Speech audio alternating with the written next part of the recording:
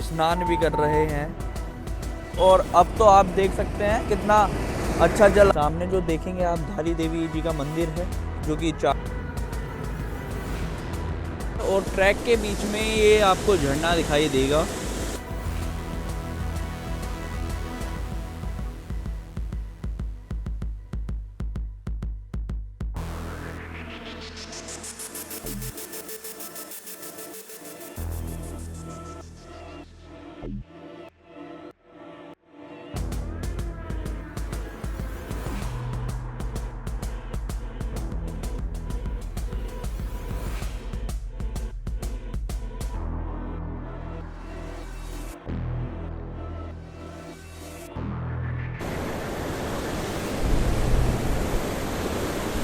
आप व्यू देख सकते हैं, झूम उठेगा। क्योंकि दोस्तों पहाड़ों में आने का मतलब है कि आपको सुकून मिले। इसके ऊपर बर्फ़ भी गिरी हुई है, यहाँ पर भी बर्फ़ गिरती है, पर दोस्तों अभी यहाँ पर बर्फ़ नहीं गिरी हुई है। और दोस्तों कुछ ही टाइम बाद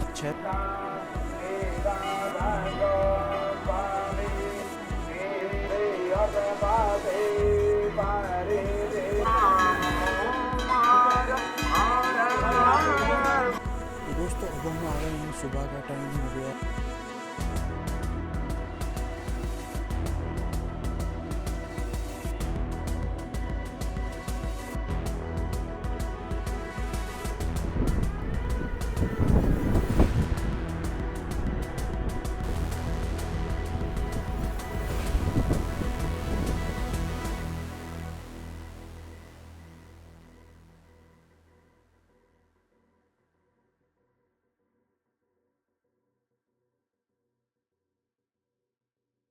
hello guys, welcome back my new vlog. और आज मैं आ चुका हूँ देवप्रयाग में, जहाँ पर संगम होता है गंगा जी का। भगीरथ और अलकनंदा का संगम होता है यहाँ पर। और आप यहाँ पर देख सकते हैं कि जल कितना शुद्ध आ रहा है, ये देखिए। और ये देवप्रयाग है। और यहाँ पर आप देख सकते हैं किस प्रकार से देवप्रयाग जगह है। बहुत ही खूबसूरत जगह है ये।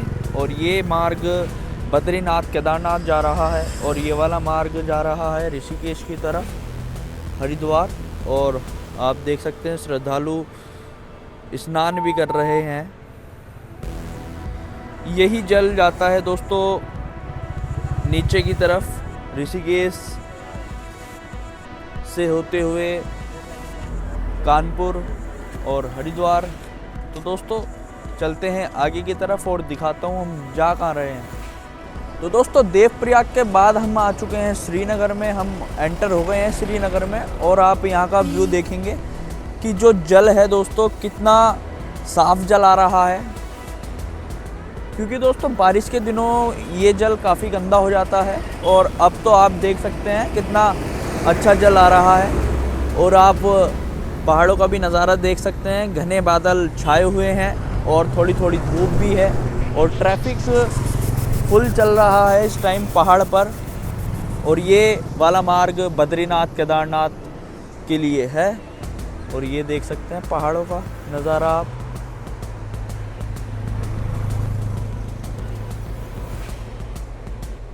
और दोस्तों इससे आगे मैं दिखाऊंगा आपको धारी देवी, माँ धारी देवी जी का मंदिर। तो दोस्तों श्रीनगर के बाद हम आ गए हैं माँ धारी देवी जी का मंदिर। और ये आप देखेंगे, ये सामने जो देखेंगे आप धारी देवी जी का मंदिर है, जो कि चार धाम की रक्षा करते हैं। और ये देखिए आज तो जल जो है कम है, और अभी छोड़ा नहीं है इन्होंने जल, क्योंकि अब बारिश नहीं हो रही है, इसका कारण है ये। और ये देखेंगे आप धारी देवी जी का मंदिर। और चलते हैं अब आगे की तरफ, मिलते हैं आगे।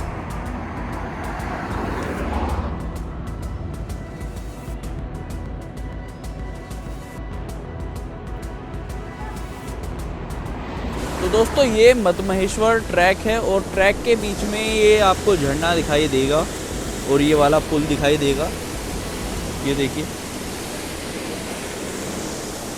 और हमको जाना है उधर, और उधर से हम आए हैं। उधर भी एक झरना है और आप नीचे देख सकते हैं कितना स्वच्छ जल यहाँ का है। और दोस्तों यहाँ से जो मद्महेश्वर की चढ़ाई बताई जाती है वो 18 किलोमीटर बताई जाती है। और बाकी आप नेचर देख सकते हैं यहाँ का, कितना खुला हुआ मौसम हो रखा है। और ये पहाड़ों का आप नज़ारा देख सकते हैं।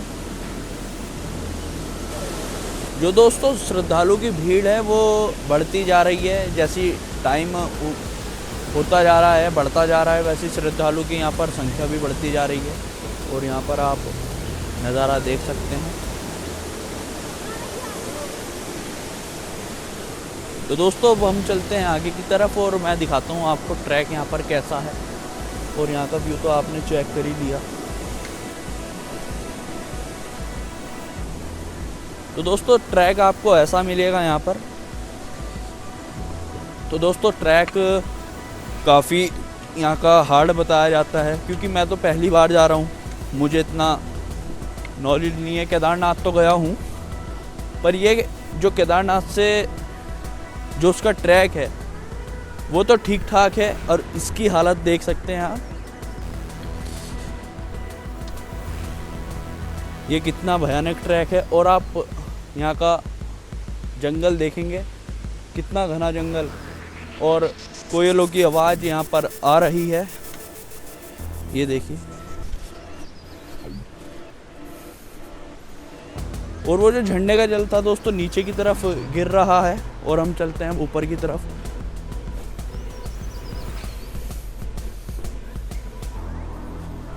कहीं कहीं पर दोस्तों ऐसा रास्ता आएगा पैड़ी वाला, कहीं कहीं पर थोड़ा प्लेन भी है।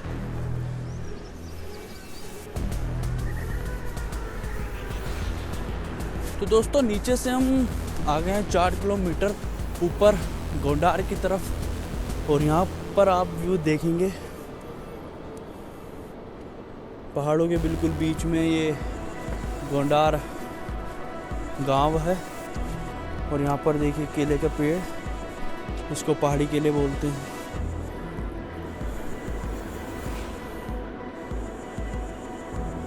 और दोस्तों चलते हैं आगे की तरफ। हल्की हल्की ऊपर धूप शुरू हो गई है। और दोस्तों आप यहाँ का व्यू देख सकते हैं, कितना बेहतरीन व्यू है।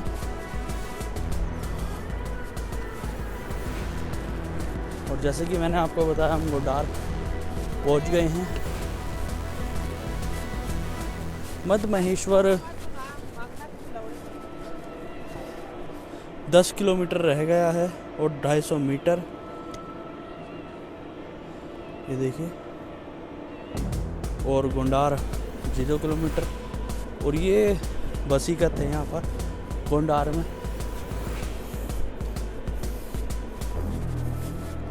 ये यहाँ पर आपको सब खाने पीने का सामान मिल जाएगा। और इसके बाद 4 किलोमीटर आगे आपको खाने पीने का सामान मिलेगा। और आप यहाँ पर दुकान देख सकते हैं। यहाँ पर ये खच्चर भी चलती हैं दोस्तों, ये देखिए यहाँ पर दुकानें।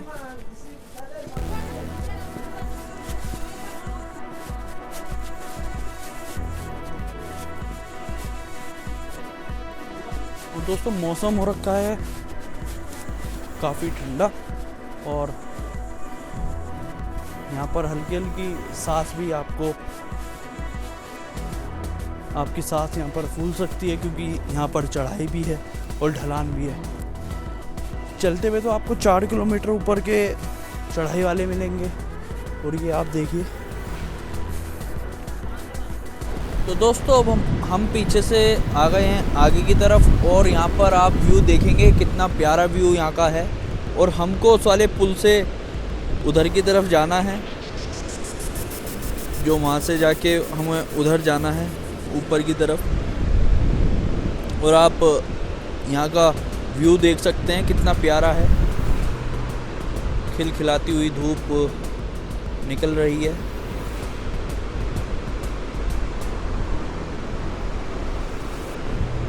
और दोस्तों यहाँ पर जो है कहीं ढलान है तो कहीं चढ़ाई आपको देखने को मिलेगी। और अब मद महेश्वर रह गया है 9.5 किलोमीटर, और इसके बाद हमें इस वाले पुल से जाना है अब, और चलते हैं अब आगे की तरफ। तो दोस्तों चलते हैं। और दोस्तों डंडा लेना ना भूलें, क्योंकि डंडे से हमें काफ़ी मदद मिलती है, क्योंकि पीछे लैंडस्लाइड हो रखा था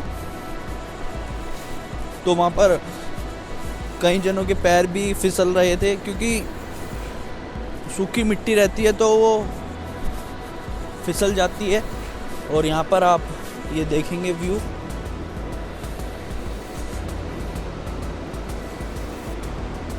और ये रास्ता देखेंगे। वैसे तो डेंजरस रास्ता है ये,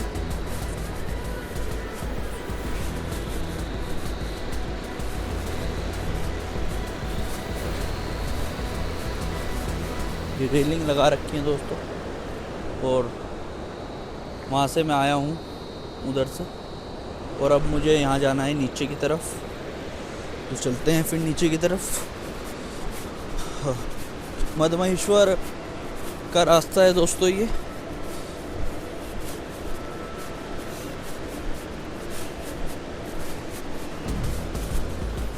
दोस्तों ऊपर से पेड़ आ गया होगा कोई, तो ये गिर गया है। हमें जाना है दोस्तों सामने वाले पुल पर। ये देखिए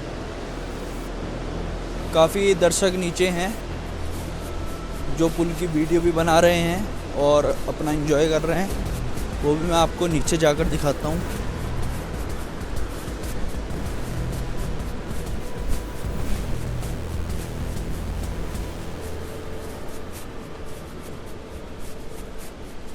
तो दोस्तों ये लिखा हुआ वनतोली हम आ गए हैं, और मद महेश्वर है 9 किलोमीटर और 250 मीटर।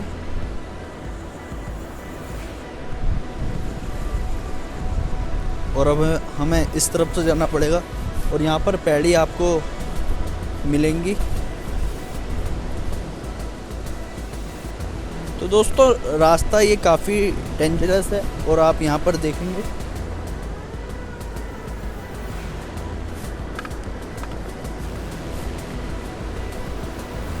ये देखिए दोस्तों रास्ता।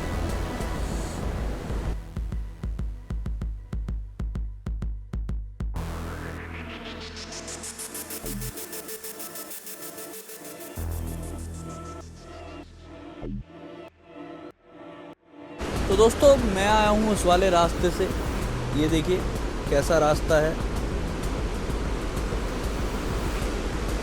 तो दोस्तों रास्ता काफ़ी खतरनाक रहने वाला है, और यहाँ पर आराम से ही आना होगा। जल्दीबाजी बिल्कुल ना करें दोस्तों, क्योंकि जल्दीबाजी में खतरा भी यहाँ पर है।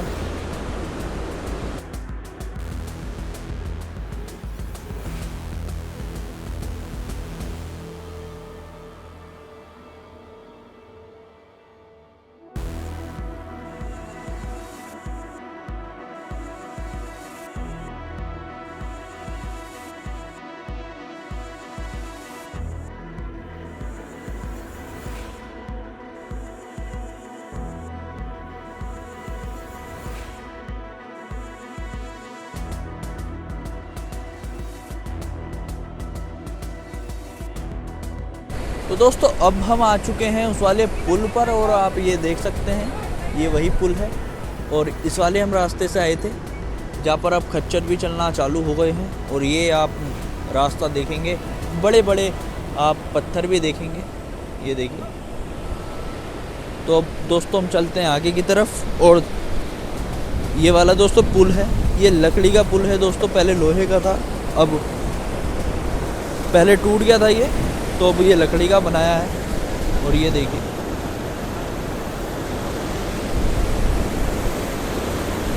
आप व्यू देख सकते हैं यहाँ पर, कितना प्यारा व्यू है। ये देखिए यहाँ पर खच्चर आती भी, अब हमको आगे चलना पड़ेगा।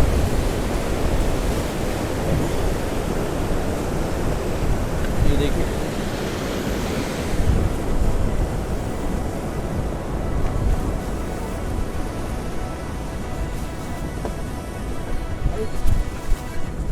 दोस्तों अब हम पहुंच चुके हैं मद महेश्वर और आप वहां पर देखेंगे मंदिर आपको नज़र आएगा। और यहाँ पर ये रुकने की व्यवस्था है यहाँ पर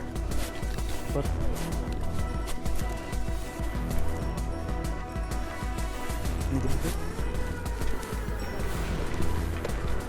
दोस्तों, यहाँ पर आने में हमको लग गया, सुबह से चले थे हम 5:30 बजे और हमको 5:30 यहाँ पर बज गए हैं। और आप यहाँ पर देख सकते हैं ये तो बहुत है भाई। यहाँ का जो मौसम है दोस्तों काफ़ी ठंडा हो चुका है। और आप मेरे पीछे देखेंगे तो पहाड़ी आपको नज़र आएगी, इसके ऊपर बर्फ़ भी गिरी हुई है। यहाँ पर भी बर्फ़ गिरती है पर दोस्तों अभी यहाँ पर बर्फ़ नहीं गिरी हुई है। और दोस्तों कुछ ही टाइम बाद 6 साढ़े 6 बजे के आसपास यहाँ पर आरती शुरू होने वाली है। और यहाँ पर आरती में हमें सम्मिलित होना है, ये हमारा सौभाग्य है। और यहाँ पर आप रास्ता देख सकते हैं, इस प्रकार से यहाँ पर सभी श्रद्धालु गण विश्राम कर रहे हैं।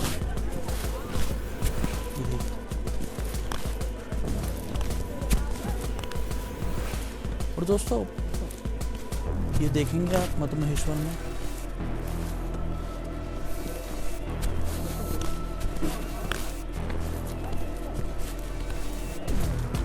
यहाँ पर खाने की। तो दोस्तों जैसे मैंने आपको बताया कि अब आरती होने लगी है और मंत्र उच्चारण के साथ साथ जो आरती का प्रारंभ है वो होने वाला है।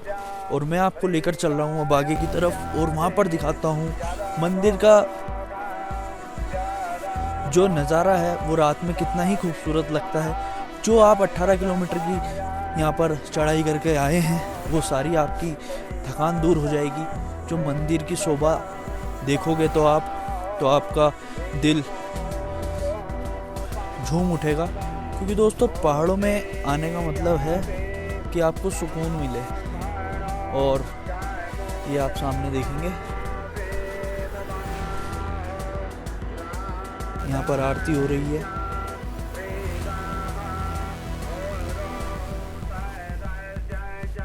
तो दोस्तों चलते हैं आगे की तरफ और दिखाते हैं आगे की जो आरती है वो।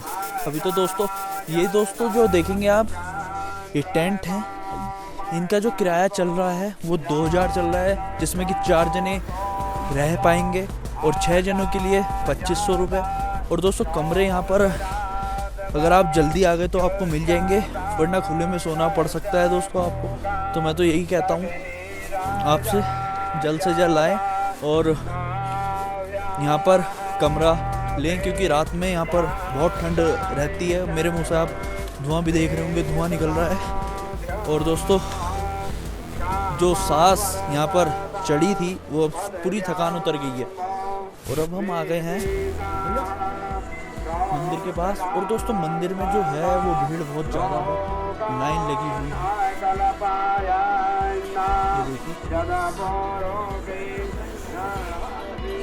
ये देखिए दोस्तों कितनी लग रखी है। ये मंदिर आप देखेंगे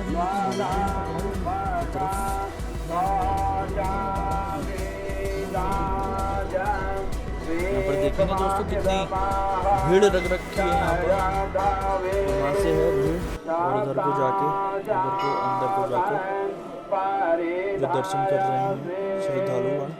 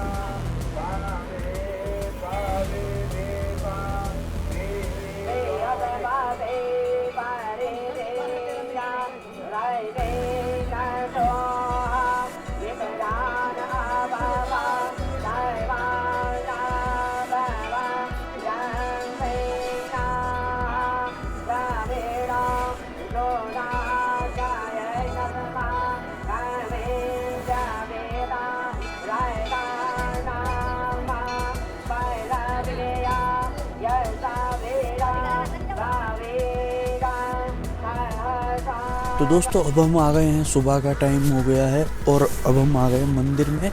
और मंदिर के तो भी कपाट बंद है, अभी थोड़ी ही देर में खुलेगा और फिर आरती होगी, फिर दर्शन प्रारंभ होंगे और यहाँ का आप मौसम देखेंगे।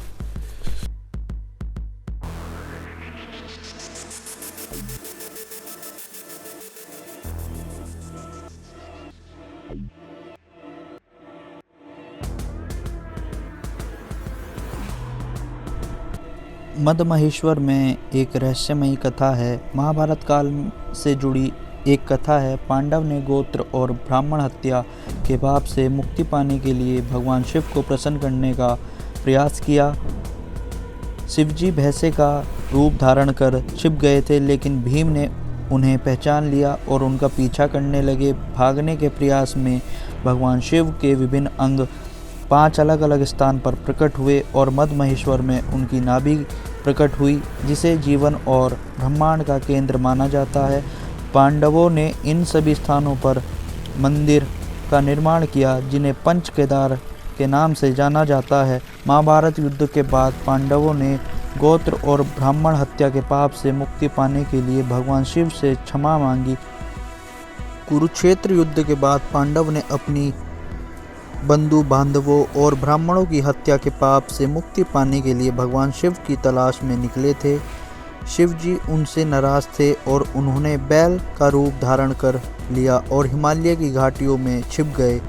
भीम ने 2 चट्टानों पर पैर रखकर सभी पशुओं को उनके नीचे से गुजरने के लिए मजबूर किया। जब शिवजी ने ऐसा नहीं किया तो भीम ने उन्हें पहचान लिया और उनकी पूंछ पकड़ ली। जैसे ही भीम ने पूंछ खींची, शिवजी धरती में समा गए और 5 स्थान पर अपने 5 रूपों में प्रकट हुए। पांडव ने इन 5 स्थानों पर मंदिर का निर्माण किया, जिनमें से मद्महेश्वर में नाभि की पूजा की जाती है। मद्महेश्वर मंदिर में भगवान शिव के मध्य भाग या नाभि की पूजा होती है, जो जीवन और ब्रह्मांड के केंद्र का प्रतीक माना जाता है। ऐसा माना जाता है कि मद्महेश्वर दर्शन करने से भक्त के पाप का नाश होता है और वे शिवलोक की प्राप्ति करते हैं। यह मंदिर पांडवों के द्वापर युग में बनाया गया माना जाता है। यहाँ स्थान साधना और ध्यान और आत्मशुद्धि के लिए एक पवित्र स्थान माना जाता है। मद्महेश्वर पंच केदार मंदिर श्रृंखला का दूसरा मंदिर है। मंदिर हर साल में केवल 6 महीने के लिए खुलता है। आमतौर पर मई से नवंबर तक सर्दियों में मंदिर बंद रहता है और भगवान की प्रतीकात्मक मूर्ति को ऊखीमठ स्थानांतरण कर दिया जाता है। मंदिर के पुजारी दक्षिण भारत। हिंदू मान्यता के अनुसार जो व्यक्ति मद्महेश्वर मंदिर में जाकर भगवान शिव की नाभि का दर्शन और पूजन करता है, उस पर महादेव की असीम कृपा बरसती है, जिसके पुण्य प्रभाव से वह सुखी जीवन जीता है और अंत में शिवलोक को प्राप्त करता है। तो दोस्तों, मैं आ गया था मंदिर की तरफ और सुबह सुबह मद्महेश्वर में थी बहुत ठंड। मैंने दर्शन कर आगे जाकर महादेव पर चढ़ाया जल, और ये सामने देखेंगे तो आप महादेव पर जल चढ़ाया जाता है। कुछ लोग रात में भी जल चढ़ाते हैं, पर वहाँ के पंडित जी मना करते हैं, रात में जल नहीं चढ़ाया जाता है। और ये धारा बह रही है और ये कुछ प्राचीन ये उदक कुंड है और यहाँ पर सब जल का छींटा लगाते हैं। और ये शिवलिंग है, यहाँ पर 3 शिवलिंग रखी हुई मिलेंगी। और ये देखिए, और ये गौरी शंकर मंदिर है दोस्तों, जिसका भी ताला बंद है। सुबह सुबह के टाइम पर आरती यहाँ पर लेट होती है और माइनस में यहाँ पर तापमान रहता है। पितृशिला है ये, और ये सरस्वती जल बह रहा है। और मंदिर जो देखेंगे दोस्तों, वो बहुत ही प्राचीन है। पांडवों के टाइम का यह मंदिर है और ये त्रिशूल और ये वादियाँ पहाड़ की बेहद ही खूबसूरत हैं। और यहाँ पर देखेंगे सुबह सुबह का टाइम है और हरा भरा जंगल दिखाई देगा और सामने की तरफ बर्फीली पहाड़ी हैं। ये देखिए दोस्तों, बर्फ़ ही बर्फ़ पहाड़ पर पड़ी हुई है और इसका मार्ग बताया जाता है मद महेश्वर से 7 से 8 किलोमीटर के बाद पहाड़ी मिलती है। दोस्तों इस व्लॉग को करते हैं यहीं पर समाप्त। आज मैंने आपको मद महेश्वर जी महादेव के दर्शन कराए और यहाँ का व्यू दिखाया और पहाड़ दिखाए, और इसी के साथ करते हैं व्लॉग की समाप्ति। और जय हिंद, टेक केयर, जल्दी ही मिलते हैं और लाइक, सब्सक्राइब और शेयर करना ना भूलें। जय हिंद।